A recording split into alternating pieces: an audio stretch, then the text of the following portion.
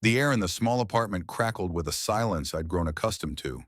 It was Coralie's birthday, and I, Ewan Lysander, a man of quiet habits and a meticulously organized life, had presented her with a rather unassuming gift, a well-worn baking book salvaged from a discount bin. Its pages, faintly scented with vanilla and old paper, promised the secrets of sourdough, a fleeting interest she'd mentioned once. I'd wrapped it in shimmering gold tissue, tucking in a small card that simply read, "For the quiet days we spend together." She smiled, a fleeting, almost practiced gesture, as her slender fingers tore through the paper. Her auburn hair, usually a vibrant cascade, seemed duller in the soft lamplight. She murmured her thanks, hugged me lightly, her eyes usually so sharp and knowing, momentarily avoiding mine. But what I didn't grasp then, what she already knew with an icy certainty, was the folded letter nestled in the back pocket of that book. Dated 3 weeks prior, it bore a stark title, "Just in Case." It wasn't meant for my eyes. It read like a cruel, bullet-pointed poem of farewell. "I need air. I'm tired of pretending. I'm not sure I love you anymore. Please don't make this harder." No signature, no name, but her distinctive handwriting, the way she curled her lowercase I, screamed her identity. Ready to uncover the most shocking betrayal hiding in plain sight? I stared at that paper, the words blurring, while Coralie, just feet away, chuckled at something on her phone. I said nothing. The night swallowed my silence whole. Instead, I carefully slid the letter back, a silent observer in my own unraveling story. What was I waiting for? Her confession? Or perhaps to witness just how long she could perform this intricate dance of domesticity with a man she'd already abandoned in her heart. The days stretched into weeks, heavy with unspoken truths. Coralie's shifts began to lengthen. Her elegant, impeccably tailored blouses were now paired with a new, alluring perfume, worn even for solo errands.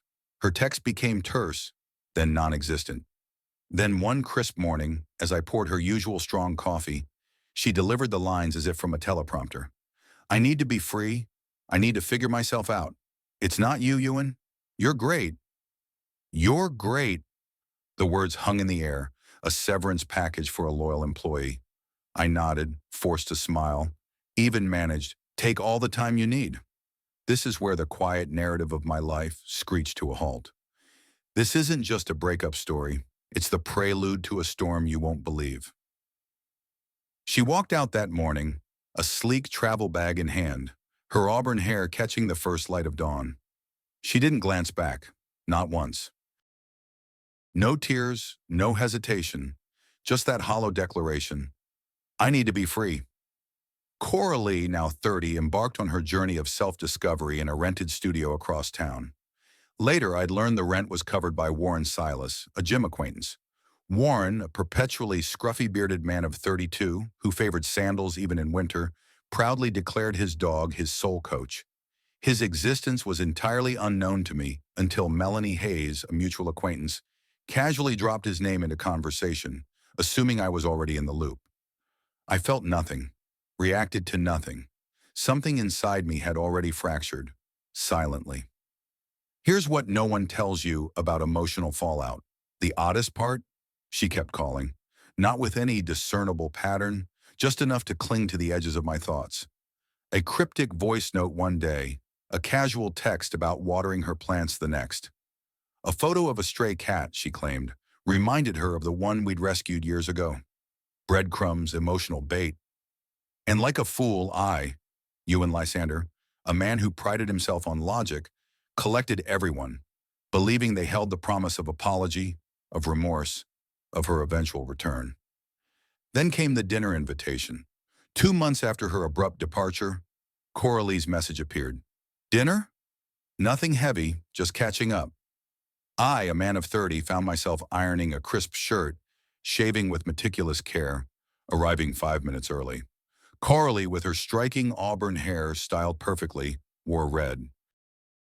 She always chose red when she sought to reclaim control, a color that once made me feel desired, now only stirred a faint nausea. She laughed through dinner, a bright, brittle sound. She recounted tales of yoga retreats, vegan cooking classes, and a poetry night she'd attended with Warren. His name, spoken so casually, tasted bitter in my mouth. My plate, still untouched, drew my gaze. "Why am I here, Coralie?" Her face, usually so composed, twitched. The script had vanished. Then, with a practiced softness, she answered, "I just wanted to make sure you're okay." I nodded, a hollow gesture.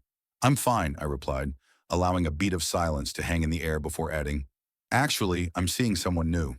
Her lips parted, her sharp gaze blinking as if I'd just spoken in an alien tongue. For a few charged seconds, she remained silent.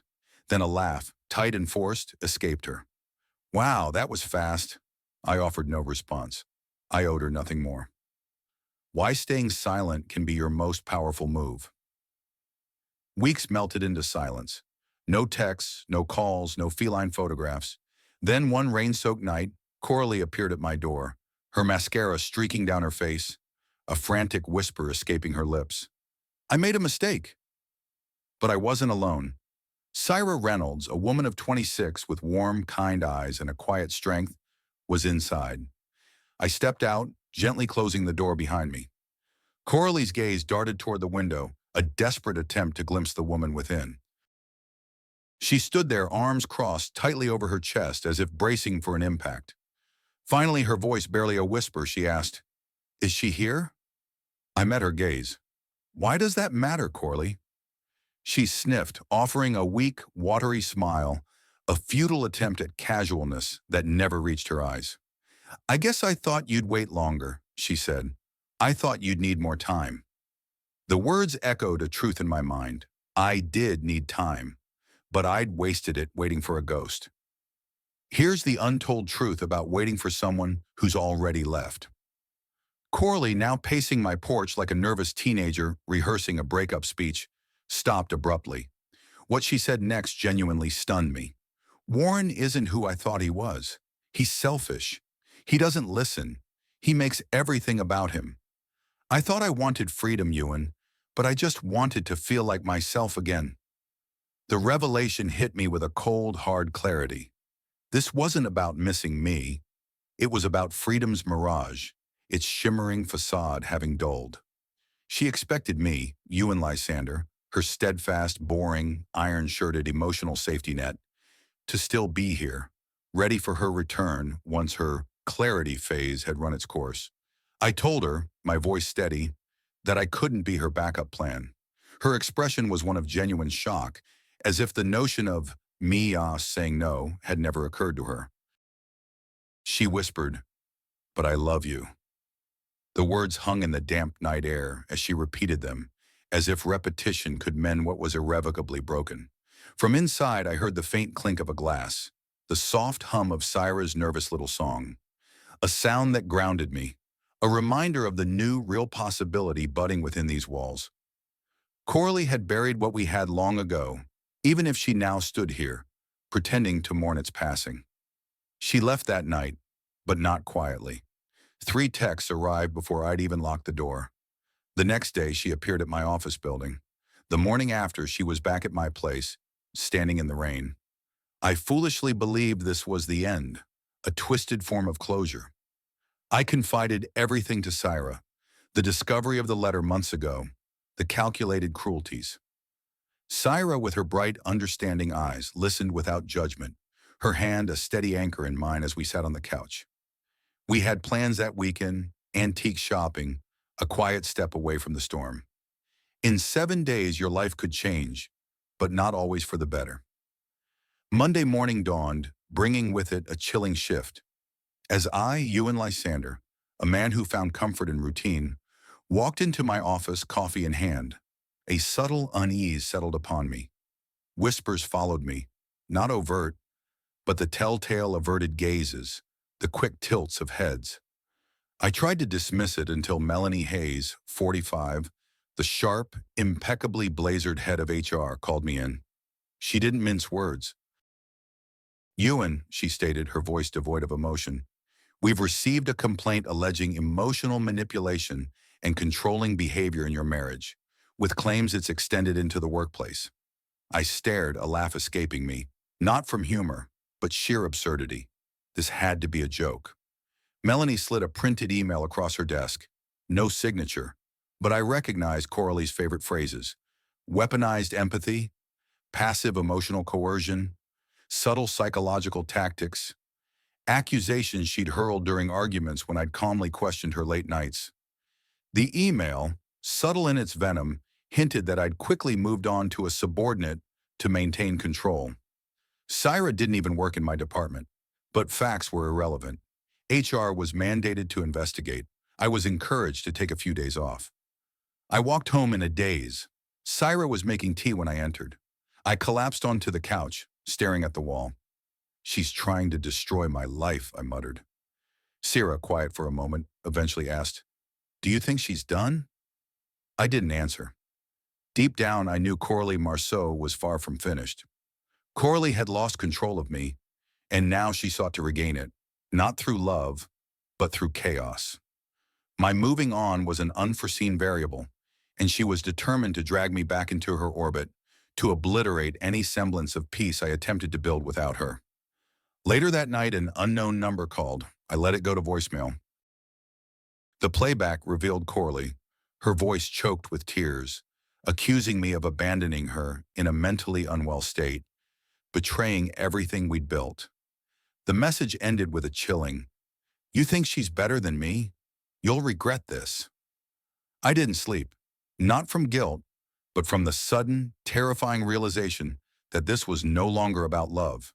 It was about control, ownership, power, and Coralie wasn't letting go. I thought I'd weathered the worst. HR, after a swift investigation, cleared me. The complaint, frankly, read more like a jealous ex's tirade than a legitimate concern. My job was secure, but the whispers lingered, a faint smoke, leaving others unsure of what to believe. I swallowed the frustration, burying it deep. My focus turned to Syra, my anchor. She was patient, so incredibly patient, but I could feel a subtle tightening in her presence, her texts growing shorter, her voice holding a touch more distance. It was as if Coralie had slipped between us, a phantom presence. I reassured Syra constantly, offered her space, but she simply shook her head. "I just didn't expect your past to come chasing us," she confessed.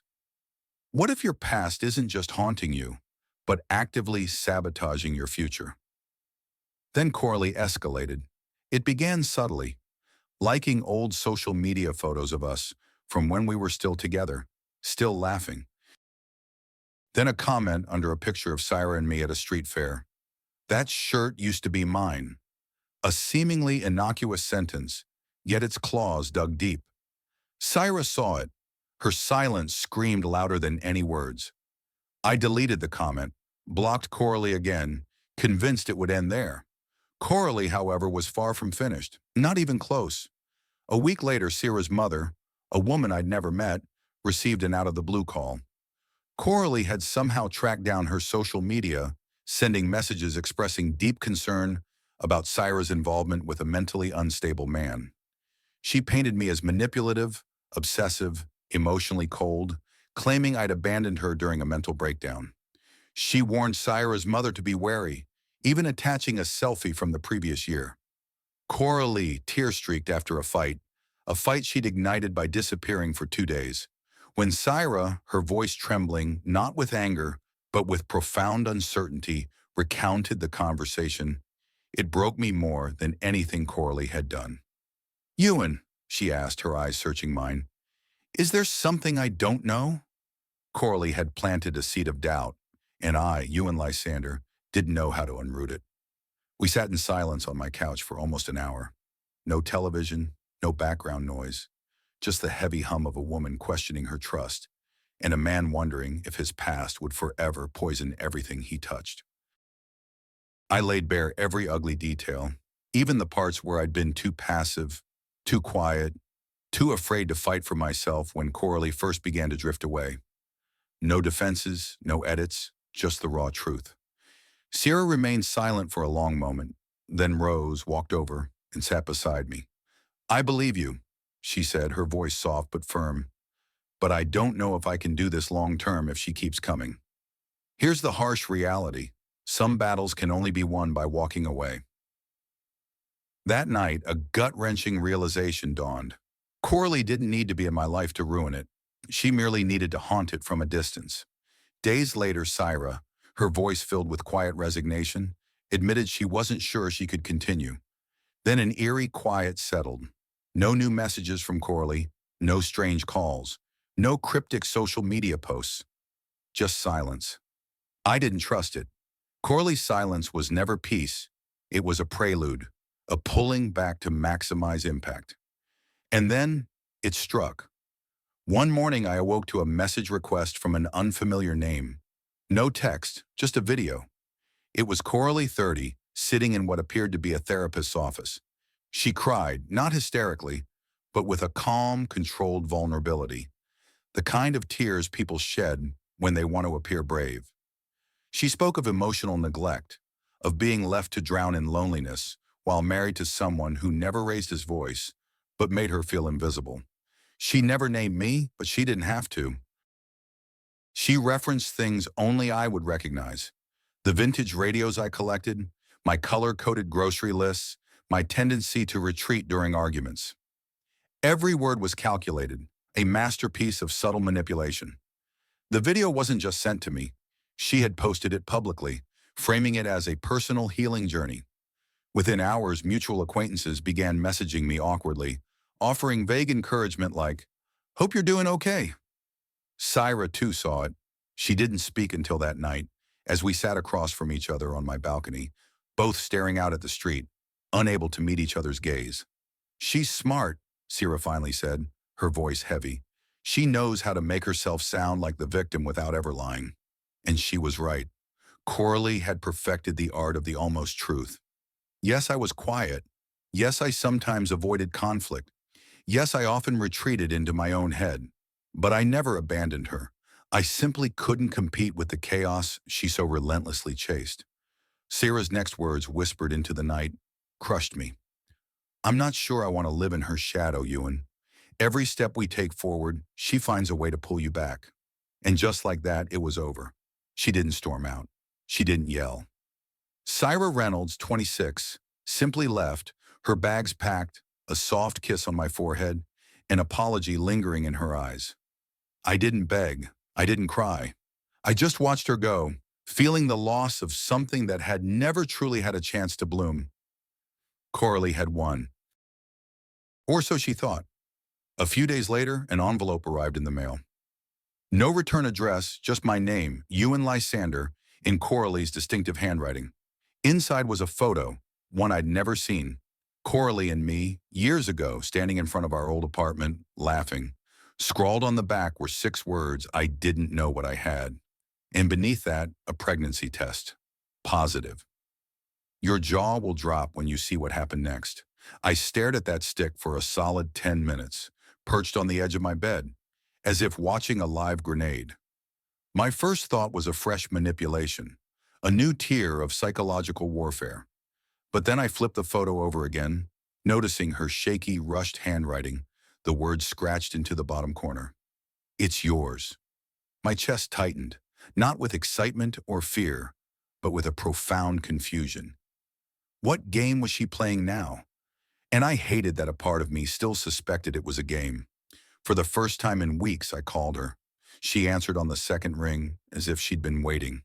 Her voice was too calm, too soft. "I was hoping you'd call," she said.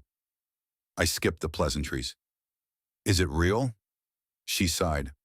"Yes. I didn't plan it. I found out 2 weeks ago. I didn't know how to tell you." The next logical question tumbled out. "Is it mine?" A pause, brief but potent, punched a hole through what little trust remained. "Yes," she finally said. "It's yours." I told her we needed to meet in person, somewhere neutral. She suggested the very cafe where we used to argue quietly over burnt coffee and dry muffins. Of course, she picked that place, a shrine of nostalgia and awkward memories. When I arrived, Coralie was already seated, her hands wrapped around a mug as if trying to warm herself from the inside out. She looked different, not just tired, but worn, like someone who had spent months losing every battle, even the ones she started. I skipped the small talk. I asked her to be brutally, completely honest. And for once, I believe she was. She confessed to not using protection with Warren Silas, admitted she wasn't entirely sure at first, but the dates based on the ultrasound aligned with one of the last nights we were together. Warren, she revealed, had already walked out when she told him, declaring he wasn't interested in becoming a cliché. I said nothing, merely watched her break slowly before me. I don't expect you to forgive me, she said, her voice cracking. But I didn't want to lie. You deserve to know. And the baby, they deserve a chance. It was the first time she'd spoken without twisting the truth for her own benefit. There was no blame, no manipulation, just raw guilt bleeding through every word. I told her I needed time, that I didn't trust her, that I wasn't even sure I fully believed her. She nodded, didn't argue. She simply slid a sonogram photo across the table, whispering, "You were always the one who stayed calm when I lost control." I don't know what that means anymore, but maybe this is your choice now. And just like that, she walked out again. Only this time, she didn't look like someone craving freedom. She looked like someone who finally understood its true, devastating cost. After that last cafe meeting, I allowed myself time. Not just days, but weeks. I shut off everything. No texts, no social media, no late night scrolls. I went to work. I ate alone. I let the silence settle, a thick layer of dust on furniture I hadn't touched in years. And you know what I realized? For the first time in my life, Ewan Lysander, was making the decisions. Not reacting, not chasing, not begging, but simply choosing what came next. I didn't immediately rush back to Sarah. It wouldn't have been fair to her. She deserved more than someone dragging a ghost into her home. But I did call her. I told her everything, even about the pregnancy. And instead of anger, she simply said, "I hope you do what brings you peace." That sentence stayed with me, a quiet compass. As for Coralie, I requested a paternity test. She agreed without hesitation. When the results returned, positive, confirming the child was mine, all the noise, all the games, all the betrayal faded into something else, something infinitely bigger than us. I decided to be there for the baby, not for Coralie, not to mend what was broken between us, but for that child who didn't ask to be born into any of this. We drafted a co-parenting plan with lawyers, establishing clear boundaries and agreements. It wasn't easy, but it was stable. And for once, Coralie didn't try to twist the narrative. Perhaps she too was tired of fighting. Months passed, then a year. I saw her for the first time, a little girl with my eyes and Coralie's faint smirk. Holding her didn't erase the past, but it made it matter. That was enough. Eventually, I reconnected with Syra Reynolds. Not romantically, not yet at least. But we had coffee, talked like old friends, and for the first time, I didn't feel the urge to apologize for who I had been. I was just Ewan, a guy who walked through a storm and refused to let it drown him. This isn't a love story. It isn't a tragedy. It's a stark reminder that true freedom isn't found in running away. It emerges when you finally stand still and bravely face everything you've been avoiding.